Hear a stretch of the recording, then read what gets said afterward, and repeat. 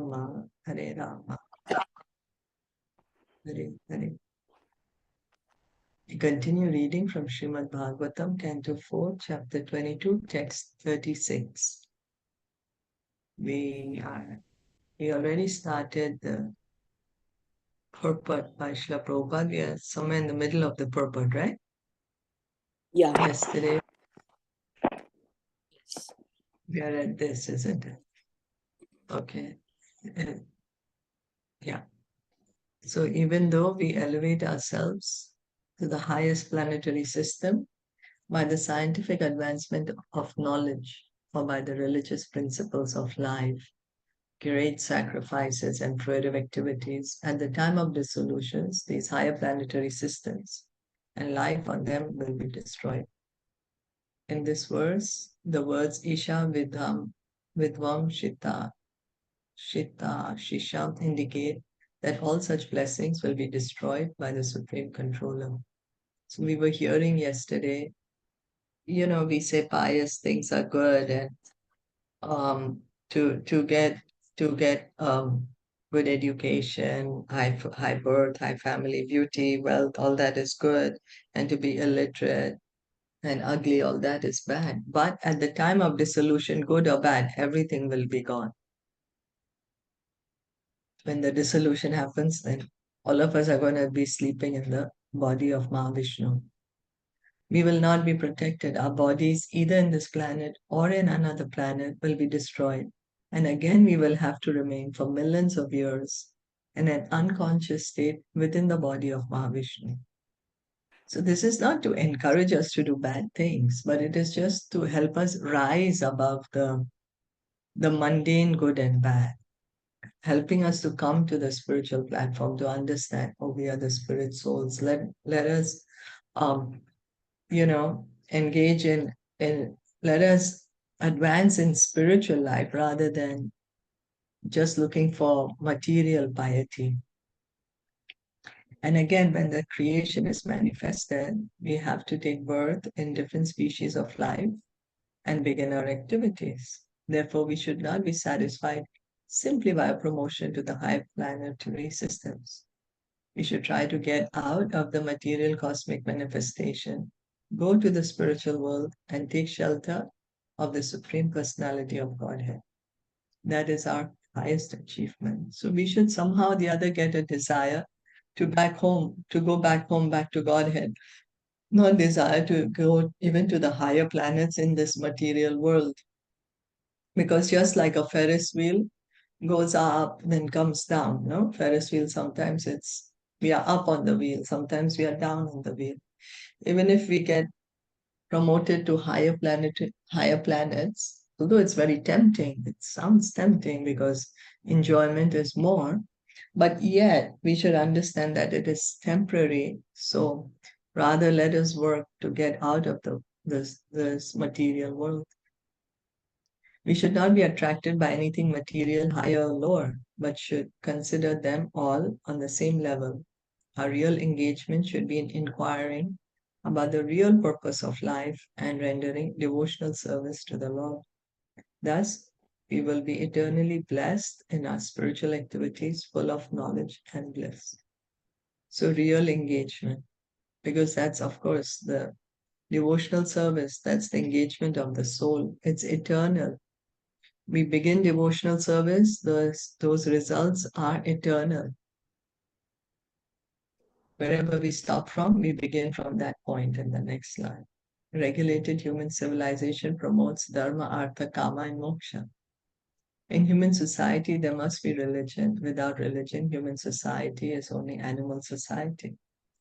Economic development and sense gratification must be based on religious principles. We did this, no? When liberation, they are Even just I liberation. you did this one already. Yeah, Maybe you're on yeah, the last paragraph or the second last.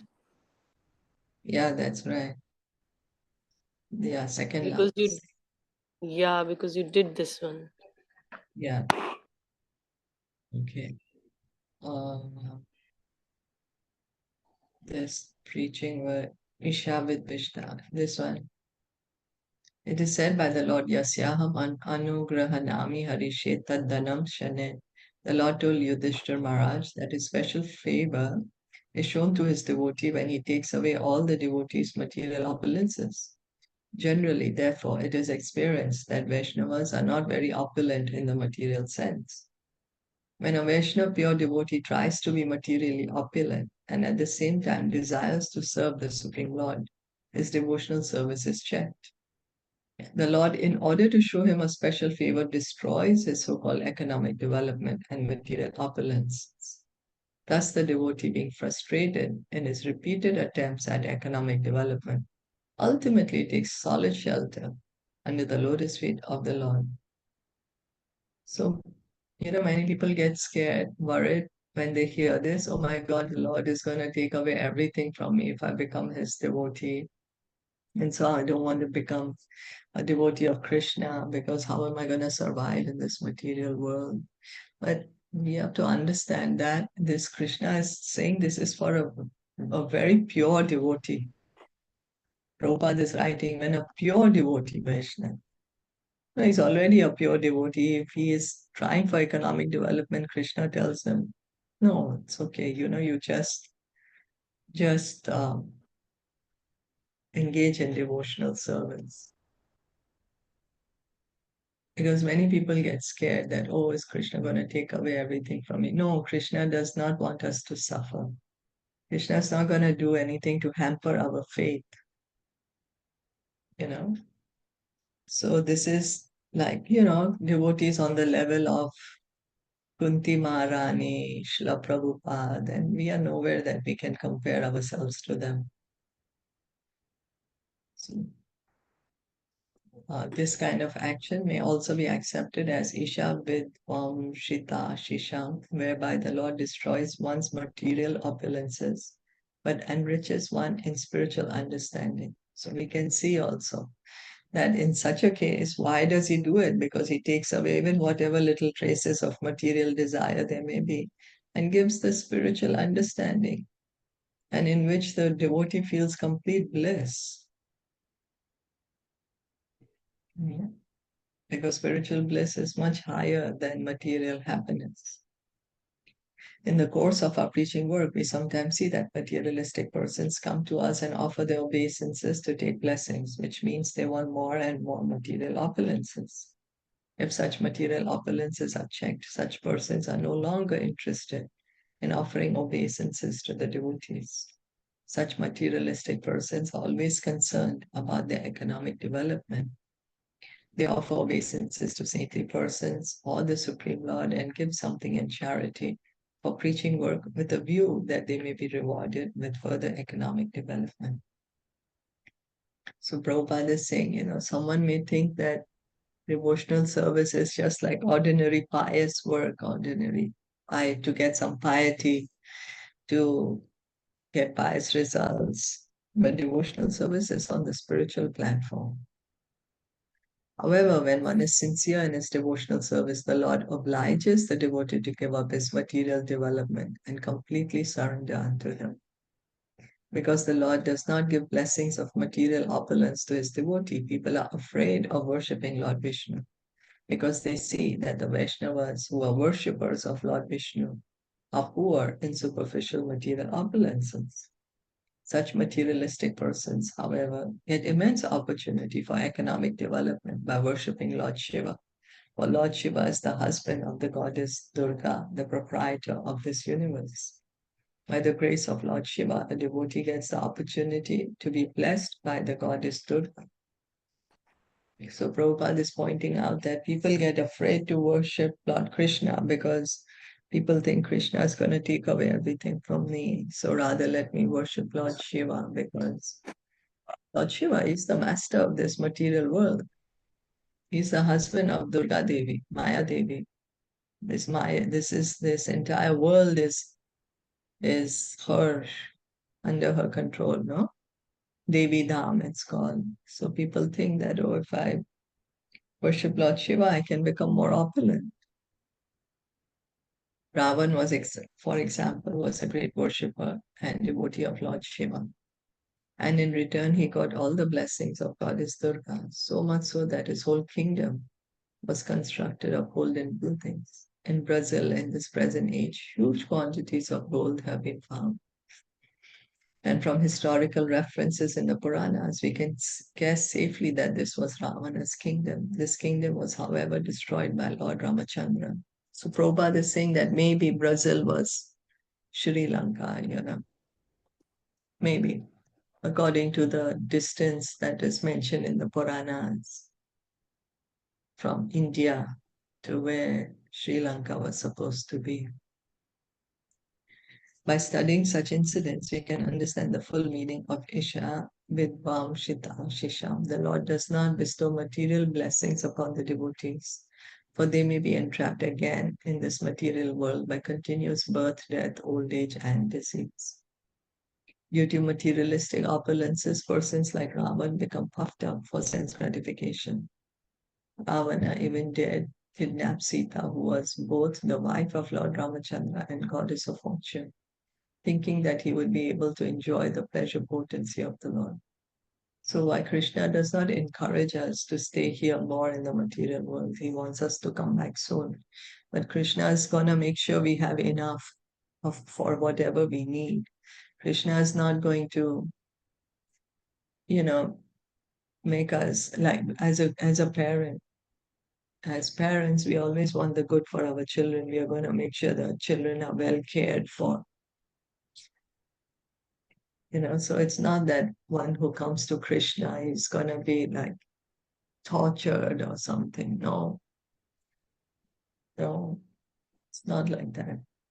And the bliss that the devotee feels, the spiritual bliss that he feels, is nothing compared to any material opulence. We see the six Goswamis of Vrindavan, Rup Sanatan Goswamis, were so rich. He had a boat full of gold coins. How rich is that in today's terms? But he could give it all up. Why? Because he was experiencing higher pleasure in Krishna consciousness. We, the souls, are always pleasure seeking. We are not gonna seek something which is of suffering. We are Anandamaya Vyasa, always seeking pleasure, no? So the devotee experiences the highest pleasure in his relationship with Krishna. So this is about Ravan. Ravan, he kidnapped Sita, but actually by such action, Ravana became Vidvam, Sita, or ruin. At the present moment, human civilization is too much attached to economic development and sense gratification, and is therefore nearing the path of ruination. Are there any comments? No, quite clear. Yeah. Okay. 637. Tatvam Narendra Jagatam Atha Tatushtam Cha. जगताम् अत तच्छम अच Indriya Sudishta Natmabhira Vita. देहेन्द्रिया असुधीषण आत्मभि आवृताणाम् Yashetra Vitaptayariti Vishwagavihi. यक्षेत्रवित्तपत्तया विश्वक विश्वगावि Chakaste Bhagavam Svam Avehi Sosmi. प्रत्यक्षकास्ति चकास्ति भगवान् भगवान् तम् तं अवेहि अवेहि स अस्ति। अस्मि. Sanat Kumar advised the king, therefore, my dear King Pṛthu, try to understand the Supreme Personality of Godhead, who is living within everyone's heart, along with the individual soul, and each and every one, in each and every body, either moving or not moving. The individual souls are fully covered by the gross material body and subtle body, made of the life air and intelligence. In this verse, it is specifically advised that instead of wasting time in the human form of life, endeavoring for economic development and sense gratification, but should try to cultivate spiritual values by understanding the Supreme Personality of Godhead, who is existing within the individual soul within everyone's heart. So Sanat Kumar is advising the king what one should do. We have a free will, but how we should use the free will, this is what Sanat Kumar is telling us, because we are just focusing, oh, let me do pious activities so I can get economic development, so I can enjoy. Now the society, we don't even want to do pious activities. We just want economic development so we can enjoy more. But here Sanat Kumar is explaining to us how we should use our free will. He's saying that we should try to cultivate spiritual values by understanding the Supreme Personality of Godhead, who is existing with the individual soul in everyone's heart. The individual soul and the Supreme Personality of Godhead in his Paramatma feature are both sitting within this body, which is covered by gross and subtle elements. So it clearly mentions how many souls are there within this material body and who are they? Two souls, the super soul, Paramatma, and the Jivatma, the individual soul. That's right. And who are we? We are the Jivatma. Yes, thank you. To understand this is to attain actual spiritual culture. There are two ways of advancing in spiritual culture, by the method of the impersonalist philosophers and by devotional servants. The impersonalist comes to the conclusion that he and the Supreme Spirit are one, whereas devotees or personalists realize the absolute truth by understanding that because the absolute truth is the supreme predominator and we living entities are predominated, our duty is to serve him. So the two kinds of transcendentalists, the impersonalists, the personalists, the impersonalists come to the conclusion that that there is only one. There is no difference between the individual soul and the super soul. But the personalists, the devotees, they understand, yes, there is a difference. I am not God. God is greater than me. And so it is my duty to serve God. God is maintaining me. God is my creator, my maintainer, my benefactor, my best friend. So it's my duty to serve him. The Vedic injunctions say Tattvam Asi, you are the same. And so hum, I am the same. The impersonalist conception of these mantras is that the Supreme Lord or the Absolute Truth and the living entity are one. But from the devotee's point of view, these mantras assert that both the Supreme Lord and ourselves are of the same quality.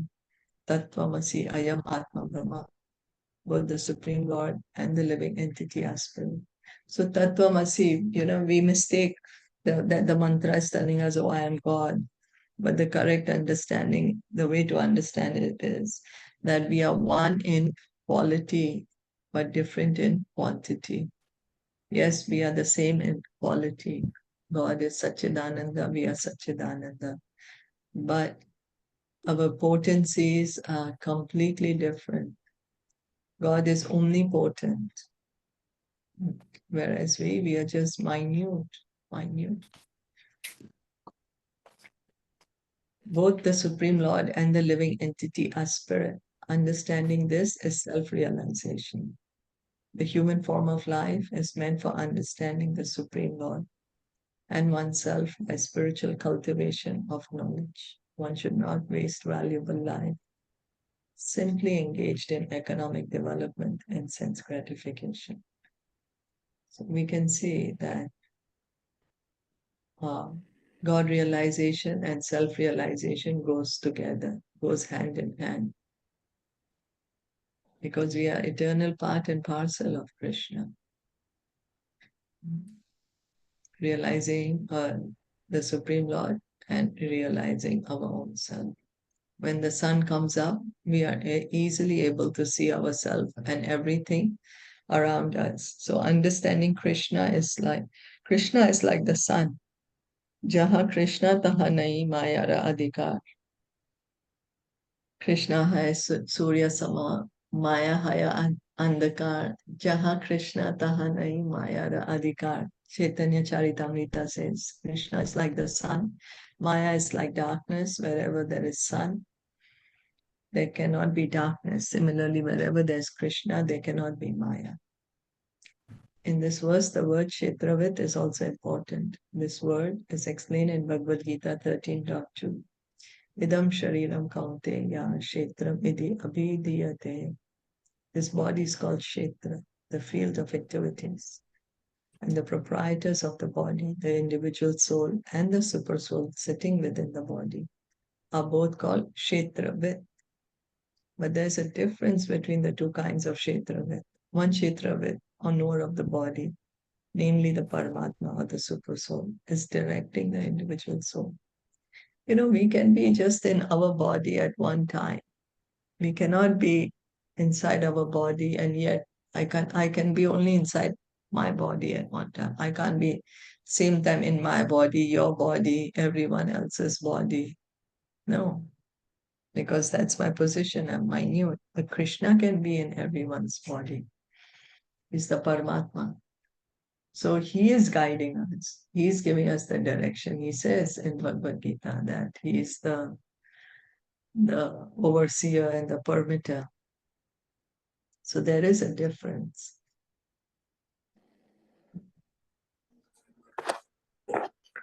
Paramatma is directing the individual soul. When we rightly take the direction of the super soul, our life becomes successful. He's directing from within and from without. From within, he is directing as Chaitya Guru or the spiritual master. Sitting within the heart, indirectly, he is also helping the living entity by manifesting himself as the spiritual master outside. So the spiritual master, the bona fide guru, the bona fide spiritual master is a representative of Krishna. Krishna, he's in our heart as the Chaitya Guru. The Paramatma is the Chaitya Guru. And the bona fide spiritual master is a representative of the Paramatma. So we can see how kind Krishna is. Krishna is giving us guidance from within our heart as Paramatma and from outside as the spiritual master. In both ways, the Lord is giving directions to the living entity. Why? So that he may finish up his material activities and come back home, back to Godhead. So Krishna, he always wants us to come back as soon as possible to the spiritual world, eternal world, where there is eternal life for us. The presence of the Supreme Soul and the individual soul within the body can be perceived by anyone by the fact that as long as the individual soul and the super soul are both living within the body is always shining and fresh. But as soon as the super soul and the individual soul give up possession of the gross body, it immediately decomposes. One who is spiritually advanced can thus understand the real difference between a dead body and a living body. So it's the soul. We are thinking the body is living. That's our material consciousness. We are so conditioned by the material nature that we are thinking I'm the body, and we are thinking that the body is alive. It's actually, the body appears to be living because the soul is inside. In conclusion, one should not waste his time by so-called economic development and sense gratification, but should cultivate spiritual knowledge to understand the super soul and the individual soul and their relationship. In this way, by advancement of knowledge, one can achieve liberation and the ultimate goal of life. It is said that if one takes to the path of liberation, even rejecting his so-called duties in the material world, he is not a loser at all. But a person who does not take to the path of liberation, yet carefully executes economic development and sense gratification, loses everything. So Bhagavatam says that. Bhagavatam says, oh, you're just doing your material duties so well, but you didn't use your time to cultivate knowledge of Krishna, to engage in devotional service, of what use did you use this human life for? But if you're not able, but if for whatever reason one is not able to perform their duties properly, but who has taken the path of liberation, one who has begun devotional service, then that is what is needed. But it does not mean that Bhagavatam is telling us to give up our duties and to act irresponsibly. No, Bhagavatam does not want for us to act irresponsibly. It just wants us to wake us up that, hey, begin devotional service, Yes, do your duties, very good, but also begin devotional service. Narad's statement before Vyasadeva is appropriate in this connection. Tyaktva sadharmam charanam bhujam hare bhajan apakvo tapate tato yade yatra kova bhatram abhut amushyakim kovartha apto bhajatam swadharmataha. Bhagavatam 1.5.17. If a person out of sentiment or for some other reason takes to the shelter of the lotus feet of the Lord, and in due course of time does not succeed in coming to the ultimate goal of life, or falls down due to lack of experience, there is no loss. But for a person who does not take to devotional service, yet executes his material duties very nicely, there is no gain. So Vyasadeva was feeling some dissatisfaction. He had written the Vedas, he had compiled, everything he put in writing, so much effort, he was still feeling dissatisfaction. Narad Muni, his spiritual master, came and told him, because you did not describe clearly what the people are supposed to do. You gave them Vedas, but they're going to get confused by this. We Kalyug people, our intelligence is not very much and our lives are very short. And the Vedic language is very confusing. So Narad Muni is saying one who is taken up devotional service, that is glorious. Even if one does not find perfection, but taking up devotional service, that is glorious. So Narad Muni was encouraging Vyasadeva to write Bhagavatam, which is glorifying the pure devotees of the Lord, devotional service, the Lord himself, his incarnations, his expansions. This is what Bhagavatam is telling us. Are there any questions or comments? I just have one question. So the Kumāras are instructing, right? So at this time, I'm sure that they have become the devotees, right? Because they are instructing about the devotion. That's right. And they were impersonalists before. So by this time, they are surely have smelled the tulsi leaf and everything has happened, Yes. right? Yes, yes, Yeah. yes. By this time, they're already the pure devotees. Yeah. Yes. Mm. Okay. Srila Prabhupada ki jai, Gaur Bhakta Vrinda ki jai. Hare Krishna. Thank you so much for listening.